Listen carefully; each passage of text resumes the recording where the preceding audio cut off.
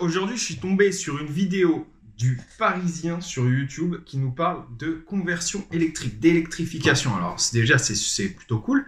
C'est plutôt cool puisque il n'y a pas beaucoup de grands médias qui en parlaient jusqu'à présent. Donc j'ai cliqué en me disant c'est génial, on va tout savoir sur comment électrifier son vélo et tout le monde va le savoir. Et en fait, en regardant la vidéo, je me suis aperçu que hélas, ils ont vraiment survolé le sujet et qu'en fait, on n'apprenait pas grand-chose dans la vidéo.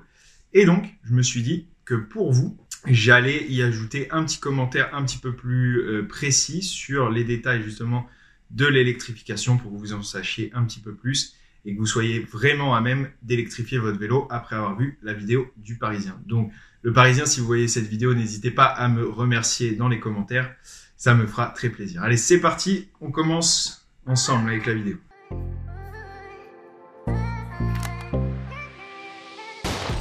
Un moteur électrique, en fait, c'est comme si vous rajoutiez 4 paires de cuisses. Électrifier son vélo musculaire, c'est une idée à la fois ingénieuse et économique. C'est un vélo que j'ai depuis 10 ans et voilà, je trouve ça sympa de leur donner une deuxième vie. Pourquoi racheter un vélo à assistance électrique alors qu'on a tous un vieux cadre costaud qui traîne quelque part? Il y a déjà tous les vélos qu'il faut, il n'y a pas besoin d'aller recréer de nouveaux vélos. Il y a des fils partout, mais au moins ça marche. Bon, l'intro, elle est géniale. Franchement, parfait. C'est vrai. Là, pour le coup, on peut pas dire grand-chose. C'est vrai, ils nous ont donné toutes les bonnes raisons pour électrifier son vélo. J'en ai même une en plus, c'est que vous pourrez faire des vélos qui seront super adaptés à un usage. Peut-être que vous ne trouverez pas dans le commerce faire des gros vélos cargo qui tractent à mort ou des trucs comme ça. Voilà, encore un en plus. Mais pour l'instant, l'intro, top. Le Parisien, bravo. Le problème de l'électrification des vélos, c'est que c'est très difficile de s'y retrouver avec tous les kits qu'on retrouve en vente sur Internet, avec des qualités et surtout des prix très différents. Dans cet épisode de Biclou, on va tenter d'y voir un peu plus clair sur la manière d'électrifier son vélo dans les règles, en évitant la casse. Voilà, et c'est là que ça part en live, parce qu'ils nous disent qu'on va essayer d'y voir un peu plus clair, mais à la fin de la vidéo, moi, j'y ai rien vu de plus qu'au début, donc on va y aller. La beauté des kits d'électrification, c'est vraiment que tu peux transformer n'importe quel vélo en électrique, donc un vélo de ville, un vélo urbain, un VTT, un vélo cargo, un vélo long. Alors pause, n'importe quel vélo, c'est pas tout à fait vrai. On peut convertir beaucoup de vélos, mais il y a quand même certains vélos que vous n'arriverez jamais à électrifier, en tout cas pas de façon correcte et de façon propre. Je pense par exemple tout de suite à un vélo de course carbone avec, je vais utiliser des termes un peu techniques, mais cherchez pas forcément à comprendre si vous connaissez rien, mais avec des boîtiers de pédalier press-fit et des axes traversants sur les roues. En fait, sans rentrer dans la technique, certaines caractéristiques techniques des vélos vont rendre l'électrification impossible. Ça arrive souvent, surtout sur des vélos un peu haut de gamme. Donc c'est pas tous les vélos que vous allez pouvoir électrifier. Par contre, beaucoup de vélos, mais pas tous, attention. Tail, voilà, ça s'adapte vraiment sur tout type de vélo. Électrifier son vélo, sur le papier, ce n'est pas très difficile. Il y a plusieurs manières de le faire. On peut mettre un moteur sur la roue avant, la roue arrière ou sur le pédalier. C'est souvent la solution la plus chère. Chaque méthode a ses points forts et ses faiblesses. Le moteur situé au centre, sur le pédalier donc, équilibre mieux le vélo, mais il use aussi beaucoup plus la transmission. Tandis que le moteur sur la roue permet sur certains modèles haut de gamme le freinage dit... Alors voilà, là déjà il nous parle des avantages et des inconvénients des moteurs. Donc si vous voulez avoir plus de détails là-dessus, il y a une vidéo sur la chaîne sur les moteurs, mais enfin c'est pas ça. C'est vrai que ça équilibre un peu mieux le moteur pédalier. Le moteur pédalier est beaucoup plus cher. Il a un vrai avantage, c'est qu'il est beaucoup plus réactif que le moteur sur la roue. Donc en fait, il a un gros avantage pour faire tout ce qui est VTT, off-road, pour pouvoir accélérer tout de suite quand vous voulez monter une côte, par exemple, avoir de la reprise tout de suite, tandis que le moteur, dans le moyeu, il va y avoir un temps de latence entre le moment où vous allez commencer à pédaler et le moment où le moteur va s'activer. Donc ça, c'est le gros avantage du moteur pédalier. C'est vrai qu'un de ses inconvénients, c'est qu'il use un peu plus la transmission. C'est pas pour moi le plus gros des inconvénients, parce que si vous avez juste à entretenir votre transmission, mais son plus gros inconvénient, c'est évidemment son prix, puisqu'il est 2 fois plus cher que les autres. Ouais, le moteur sur la roue avant, il nous parle de frein régénératif. Plus tard dans la vidéo, il nous dira d'acheter exclusivement des moteurs en 250 watts. Sur les kits 250 watts que vous allez trouver, il sera impossible d'installer un moteur régénératif. Vous voyez, ça c'est des gros raccourcis en fait. Parfois, le diable se cache dans les détails et là, on vous donne des infos mais qui sont contradictoires parce que sur les moteurs 250 watts, c'est jamais des moteurs direct drive. Il vous faut des moteurs direct drive en fait. C'est les gros moteurs qui vont aimant contre aimant pour pouvoir faire du freinage régénératif. Et ça, c'est les moteurs qui vous seront vendus en 1000 watts ou 1500 watts. Régénératif. On récupère un peu d'énergie dans la batterie, mais surtout, on n'use quasiment plus ses freins. L'électrification de votre vélo musculaire, vous pouvez la faire vous-même. On le verra tout à l'heure. Mais vous pouvez aussi passer par un professionnel. Alors nous, pour ce Triban, on est passé par Virvolt, une marque française, et ça coûte environ 1 200 €. Salut Tristan. Salut Yann. Donc là, on passe quand même un peu sur le prix, 1 200 € pour électrifier un vélo. C'est quand même au-delà des prix moyens des kits d'électrification. Hein. Alors la marque dont il parle, c'est une bonne marque, française, c'est très intéressant. Dans certains cas, en fait, surtout que particulièrement cette marque Virvolt, contrairement à certaines autres marques françaises qui sont des marques à mettre entre plus gros guillemets, donc Virvolt fabrique ses moteurs en France, il fabrique réellement les moteurs. Donc il y a vraiment un intérêt particulier dans le service après-vente, dans la garantie. Vous avez, si vous passez par un installateur Virvolt, vous avez un moteur qui sera fiable, et si vous avez un problème un jour, Virvolt vous réparera le moteur ou vous le remplacera. En tout cas, les pièces et les usines se trouvent en France. Donc pour ça, Virvolt c'est intéressant, mais c'est vrai qu'au niveau du prix, il y a un gros décalage par rapport à ce que vous pouvez trouver sur Internet, sur AliExpress, etc. Mais encore une fois, Virvolt, c'est une marque qui fabrique réellement ses moteurs en France, donc pour le coup, c'est intéressant. Tu vois, j'ai un vieux vélo et j'aimerais bien l'électrifier parce qu'en fait, voilà, il est un peu lourd. Alors, il est un peu à l'ancienne dans son jus. Hein. Est-ce que c'est possible? Carrément. Tous les vélos sont électrifiables. C'est un bon cadre, bien costaud. Après, il faudrait revoir quelques petites choses. Sur un vélo comme celui-ci, je pense qu'on changerait les pneus pour mettre des choses un peu plus larges. Les freins, on changerait le système. Puis les patins, bien régler tout ça. Et on changerait aussi... Bon, c'est vrai que sur un vélo comme celui qu'il a amené avant, mettre 1 200 € dans une électrification, c'est un petit peu dommage quand même, parce que vous allez vous retrouver avec un bon moteur, une bonne batterie tout neuf sur un vélo qui a 200 ans et qui tient plus debout. Ça, c'est du bon sens, hein, a priori. Partez sur un vélo qui est quand même correct. Ça, c'est quand même voilà, du bon sens. Alors après, il ramène un petit Triban. Pour moi, c'est toujours pareil. Hein. Pour moi, c'est pas un vélo qui vaut la peine d'installer. Le kit qui est proposé par Virvolt, comme les kits moteurs pédaliers, c'est des kits qu'il faut installer sur des vélos qui sont un peu plus haut de gamme, et particulièrement sur des VTT. Pour un vélo comme ça, un petit kit pas cher, ça fera largement l'affaire. Ce fameux Triban, je pense qu'il conviendrait bien à l'électrification. Bah nickel, en plus il a des... Lui, il va pas lui dire non. C'est encore mieux. Il a une bonne transmission. Non, il est trop merdique ton vélo. Il y a les inserts pour... ça vaut pas le coup. Il va pas lui dire ça. Mais moi, je te le dis. Effectivement, ça vaut pas le coup de mettre un moteur pédalier sur un vélo comme ça. On va mettre juste là. Et donc en fait, le moteur va être installé ici. C'est en fait un boîtier de pédalier qu'on va mettre avec le moteur Virvolt. Exactement. On va venir juste l'insérer comme ça dans le boîtier de pédalier. Hop. C'est hyper simple. Et voilà. Il vient se caler contre le cadre. Donc évidemment. C'est vrai que les moteurs, pédaliers sont faciles à installer. Si ça s'y prête, tu as une partie en moins à installer. En fait, il y a 2 parties en moins à installer. C'est beaucoup plus simple.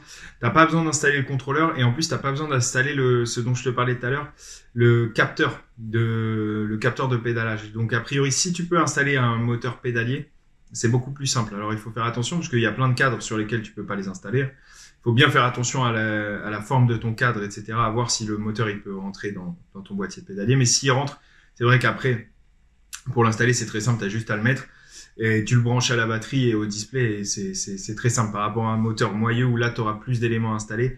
Le capteur de pédalage, le contrôleur. En électrique, on n'a qu'un seul plateau, donc le dérailleur avant n'est plus nécessaire. On l'a enlevé, tu l'as enlevé bien sûr. Ouais, on l'a enlevé et puis on le met de côté si jamais on veut désélectrifier le vélo, parce qu'on peut toujours le remettre. Alors je viens tout juste d'électrifier mon vélo, ce Triban chez Cycler. Évidemment, il est un peu plus lourd, il y a 5-6 kg en plus.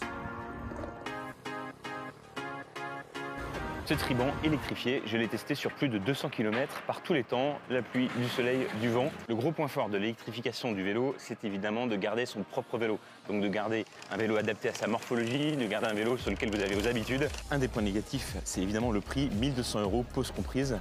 Mais il faut bien savoir qu'un VAE neuf et de même qualité plus ou moins coûte évidemment beaucoup plus cher. Bon là, il vous fait la pub pour le kit Virvolt. C'est pas vrai, je suis désolé, un vélo électrique, ça vaut pas forcément 2 000 €, il y en a plein des moins chers. Donc encore une fois, j'insiste sur le point, ça dépend de votre utilisation. Si vous voulez faire un VTT électrique, un VTT AE, là, un vrai VTT AE avec un moteur central, là, vous en avez pour bien plus de 2 000 €. Et là, dans ce cas-là, ça vaut le coup d'installer le kit Virvolt ou un kit moteur pédalier. Mais autrement, il y a plein de gens en entendant ça, un vélo électrique, ça vaut pas 2000 euros. Vous avez des vélos électriques à 900 euros, il y en a plein. Il y en a plein partout. Pour le mec qui fait 10 km par semaine avec son vélo électrique, il n'y a pas du tout besoin d'utiliser ça. Donc c'est un peu dommage de faire un énorme raccourci comme ça, parce qu'en fait, il y a des kits pour toutes les utilisations. C'est pas du tout la peine de mettre 1200 euros dans un kit si c'est pour faire 3 balades par semaine ou par mois. Et n'oubliez pas que l'électrification des vélos est aussi concernée par la prime à l'achat. Si vous habitez Paris, par exemple, ça dépend des régions, hélas. Pas encore partout. Et de la ville pour un montant d'environ. N'hésitez pas à envoyer des courriers à votre mairie pour demander à avoir les aides pour l'électrification sur les kits. Parce que c'est quand même beaucoup plus, si on parle d'écologie, c'est quand même beaucoup plus écologique d'importer uniquement une batterie et un kit plutôt que de réimporter encore un vélo neuf. Sachant que tout est fabriqué en dehors de France et souvent assez loin. Autant n'importer que les parties dont on a vraiment besoin. Le mieux, c'est que je te montre un exemple. Samir vient juste d'ouvrir la première boutique parisienne de la marque Ozo. Avec Virvolt, c'est un des acteurs principaux de l'électrification des vélos. Celui-ci, il vaut 2000 euros. En VAE 9, il serait aux alentours de 2700-2800 euros. On vend... Bon, on est passé quand même assez vite. Donc là, on a un superbe Elops de chez Decathlon qui vaut que dalle. Et qui nous vend à 2000 euros. D'accord? Donc vous avez un magnifique Elops à 2 balles avec un moteur pédalier. Donc pour moi, il y a une aberration totale. Et qui vous est vendu à 2000 euros. Bon, typiquement, c'est le genre de truc. Je veux pas faire de casser des œufs sur le dos de ce pauvre monsieur et de cette pauvre entreprise qui fait sûrement par ailleurs plein d'autres bonnes choses. Mais dans l'exemple qui est cité ici, pour moi, c'est le genre de trucs qui sont des aberrations.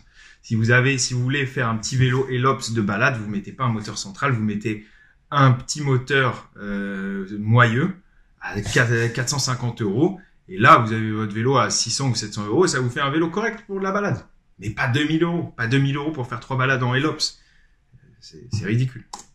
Des moteurs pédaliers, des moteurs roues arrière, des moteurs roues avant, avec des batteries type gourde, type cadre. Ce qui convient au départ, c'est d'avoir le vélo adapté à ma pratique, qu'ensuite je transforme. Quand on cherche à électrifier son vélo musculaire, plutôt que d'acheter un VAE, on va pas se mentir, c'est souvent pour des questions économiques. Un vélo comme ça doit bien valoir au moins 1000 euros.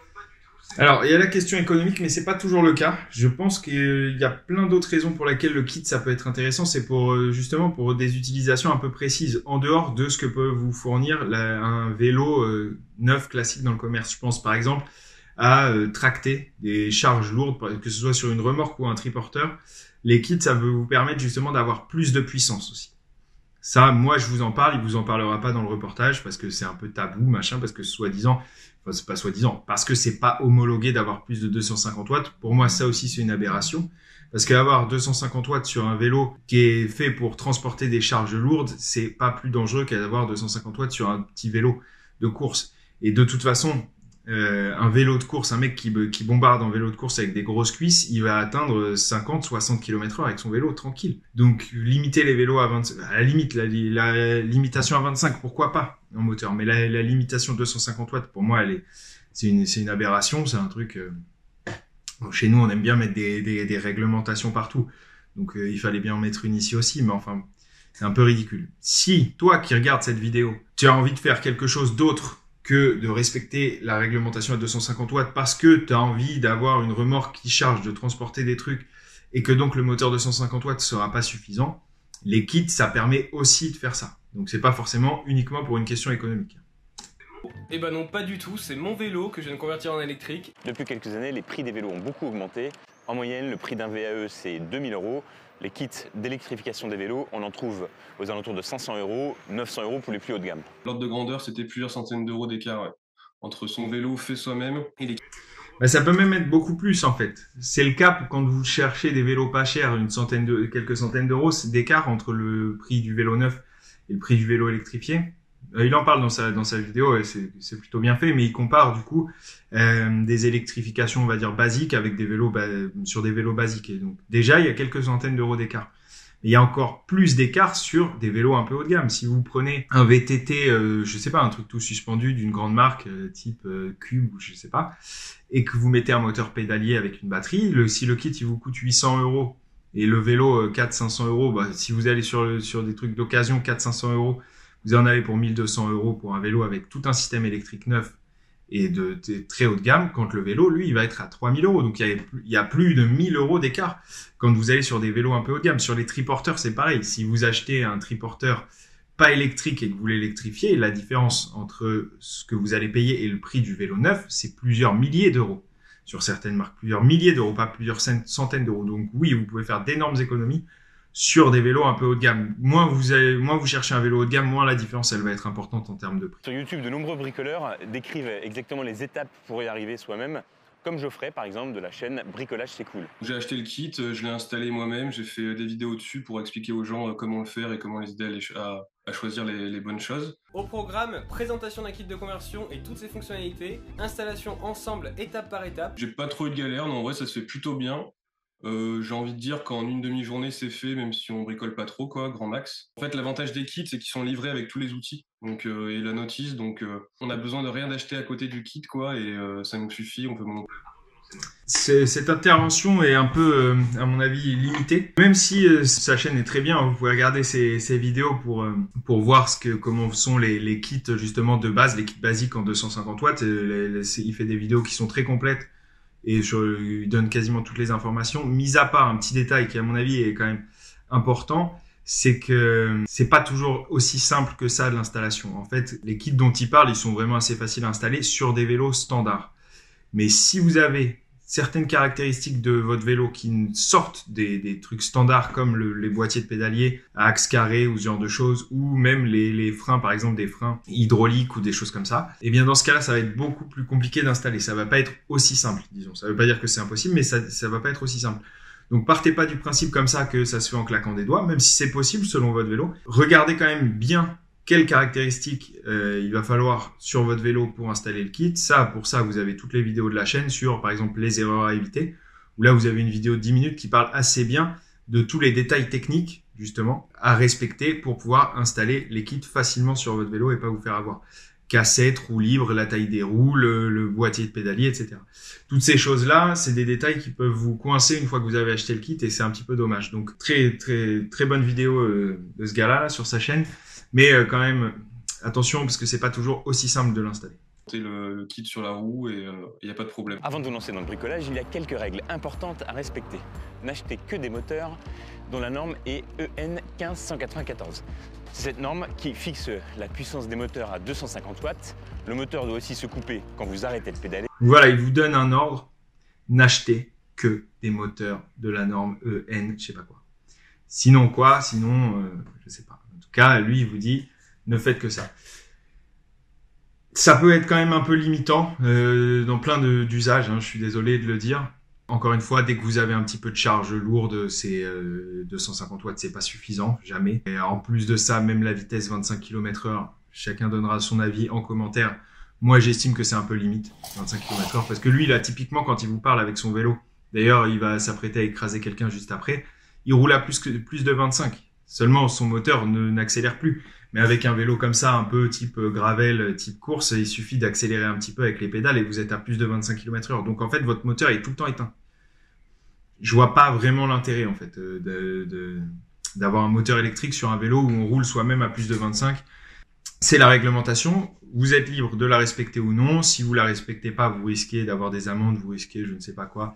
Au niveau des assurances ou je sais pas quoi, vous pouvez entendre les pires choses comme quoi vous irez en prison si jamais vous renversez quelqu'un.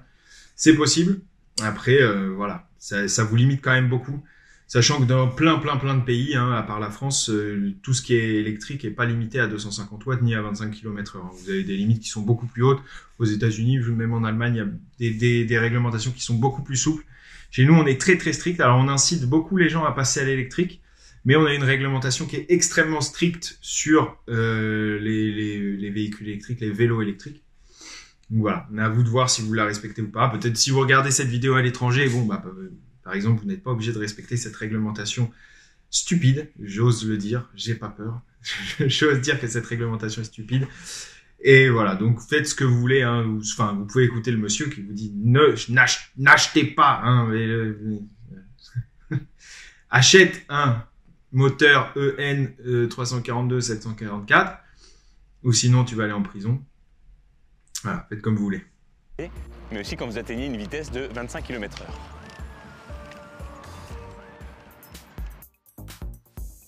Le gros du prix de l'électrification, ça va être la batterie. Ça va représenter plus de la moitié. Xavier en connaît un rayon sur les batteries. Ça dépend, fabrique lui-même. Ça dépend les moteurs centraux, les moteurs pédaliers, ça coûte assez cher aussi. C'est là où je passe pas mal de temps. Mais c'est vrai que la batterie, c'est à peu près la moitié. Vous avez la moitié, c'est le moteur, l'autre moitié, c'est la batterie. Populaire. Moi, je trouve ça génial. Il n'y a pas trop d'erreurs possibles à faire. J'en ai fait quand même quelques-unes. J'ai cassé un petit peu mon matériel. Et du coup, c'est comme ça que j'ai appris. Il faut faire très attention parce qu'on peut avoir des batteries de très mauvaise qualité qui vont tenir que quelques kilomètres et qui vont mourir au bout de quelques mois. Et c'est pour ça que je conseille plutôt d'aller sur des sites français qui sont un petit peu reconnus. Et il faut dimensionner sa batterie aussi pour pas avoir à recharger tous les jours. Alors ça c'est vrai, les batteries, c'est quand même la grande question quand on achète son kit. Quelle batterie choisir? Alors il y a une vidéo dédiée sur la chaîne aux batteries. L'important c'est, en fait, il n'y a pas vraiment de secret, il faut regarder la réputation des vendeurs de batteries parce qu'en fait quand vous achetez des batteries, peu importe le style de batterie, vous ne pouvez pas vraiment savoir avant ce qu'il va y avoir comme type de cellules dedans, si c'est des cellules reconditionnées, si c'est des cellules de marque, comment a été conçue la batterie, vous ne pouvez pas vraiment savoir ce qu'ils vous vendent. Donc le seul outil que vous avez, c'est la réputation du vendeur. Donc moi, je vous donne un vendeur qui a une très bonne réputation, qui existe depuis beaucoup d'années, que leurs batteries ont été testées en Europe, aux États-Unis, etc., par plein de personnes, et ils respectent ce qui est écrit sur le papier, donc les cellules sont de qualité, etc. Donc le seul outil que vous ayez, c'est ça, c'est la réputation du vendeur. Voilà. De quelques mois. Et c'est pour ça que je conseille plutôt d'aller sur des sites français qui sont un petit peu reconnus. Non, les sites français, ouais, ils sont pas forcément beaucoup plus honnêtes, ils savent pas forcément beaucoup mieux. De toute façon, les batteries ne sont jamais fabriquées en France, ni même assemblées, ni rien. Il y a pas de batteries qui sont fabriquées en France, elles viennent toutes de Chine. Donc autant acheter directement au fournisseur chinois dès lors que vous achetez au bon fournisseur chinois, à celui qui a une bonne réputation, pas n'importe lequel, parce qu'il y a des mauvais vendeurs, il y a des bons vendeurs en Chine. Donc achetez un vendeur, donc pas forcément celui que moi je vous recommande, si vous en connaissez un autre, si vous en avez un autre qui a une bonne réputation. Mais voilà, la réputation du vendeur, mais pas forcément un vendeur français. Il va vous vendre la batterie 3 fois plus cher ou il va vous la vendre 200 € de plus, simplement pour avoir choisi le bon fournisseur chinois. Parce que de toute façon, lui, il va l'acheter en Chine, la batterie. Donc, cette information vous coûte 200 € si vous l'achetez sur un site français. Bon, bah cette information, moi, je vous la donne gratuitement. En description de la vidéo, je vous donne le fournisseur chinois qui fait de très bonnes batteries. Vous économisez donc 200 € grâce à cette vidéo. N'hésitez pas à me remercier avec un pouce bleu et un petit commentaire en dessous de la vidéo. Un petit merci, ça fait toujours plaisir. Et il faut dimensionner sa batterie aussi pour pas avoir à recharger tous les jours parce que ça va l'user un peu plus vite. On peut nous vendre des batteries d'une certaine capacité et en fait ça va pas du tout être le cas. Il y a 5 niveaux d'assistance sur un vélo électrique. La batterie consomme en moyenne entre 4 et 8 Wh par kilomètre en fonction du niveau choisi. Plus vous choisissez une batterie avec une capacité importante, plus vous pourrez évidemment parcourir de distance. Avec une batterie de 250 Wh par exemple, bon là ils sont en train de nous expliquer que plus on consomme d'électricité, plus la batterie se vide vite. Hein. Donc merci le Parisien pour ces informations. 250 divisé par 8, soit une trentaine de kilomètres seulement. Avec un niveau d'assistance plus raisonnable et donc une consommation... Bien, attendez, je devine, la batterie se vide 2 fois moins vite. Donc ça va faire 60 km. Divisé par 4, soit... 62. Les recommandations, c'est de maintenir sa batterie entre 80% de charge et 20% de charge pour augmenter sa durée de vie au final. Grâce à ça, on va pouvoir passer de 400 cycles à 1000-1200 cycles, donc tripler la durée de vie de la batterie, ce qui est quand même quelque chose d'assez important. Donc il faut un petit peu la surdimensionner. L'autre intérêt, c'est les jours où on a besoin de faire des trajets un peu plus longs, on ne tombe pas en panne. Alors on a attendu 7 minutes 31 sur 8 minutes pour avoir une information intéressante, vraiment, une vraie information importante sur l'achat de son kit électrique. Donc ce que vient de dire ce monsieur, c'est très intéressant. C'est-à-dire qu'il vaut mieux acheter une batterie plus grosse que ce dont vous avez besoin parce qu'elle vous durera plus longtemps et qu'en plus ça vous permet, le jour où vous en avez besoin, de faire un plus grand trajet. Donc ça, c'est vraiment une information intéressante. C'est la première de la vidéo, hélas, elle finit dans 30 secondes. Mais voilà, une très bonne information. On espère que cet épisode de Biclou sur l'électrification des vélos vous a plu. Ah bah c'est fini. Voilà. Ils ont attendu la fin en fait. Vos galères. Ils avaient un truc à vous dire d'intéressant. Ils ont fait un reportage, les mecs, ils ont bossé. Hein. Ils ont trouvé une information importante Ils se sont dit on va pas la mettre dès le début, sinon après on n'aura plus rien à dire. Donc ils l'ont mise à 7 minutes 30 sur 8 minutes. Mais dans tous les cas, bon, voilà. Merci aux Parisiens d'avoir fait une vidéo sur les kits électriques, parce que c'est intéressant, je pense que ça va intéresser beaucoup de monde, beaucoup de gens s'y mettent, et c'est vrai que ça a plein d'avantages, comme ça a été souligné plus tôt. Donc c'est très cool que le Parisien nous fasse un bon reportage là-dessus, même si hélas ça a été un petit peu léger en information. Après ils font ce qu'ils peuvent, hein. J'imagine il faut que ce soit digeste. Si c'est trop lourd parfois, c'est vrai que les gens ont du mal avec les vidéos trop techniques. Donc si en tout cas si ça vous intéresse vraiment d'électrifier votre vélo, pas forcément avec un kit 250 watts ou avec un kit 250 watts, il y a plein de vidéos sur cette chaîne qui vous détaillent les batteries, les moteurs, toutes les erreurs justement techniques à ne pas faire avant d'acheter son kit. Donc n'hésitez pas à vous abonner à la chaîne, il y a d'autres vidéos qui arrivent sur le montage, sur plein de choses. Donc regardez les autres vidéos si ça vous intéresse, abonnez-vous à la chaîne et je vous dis à bientôt, ciao.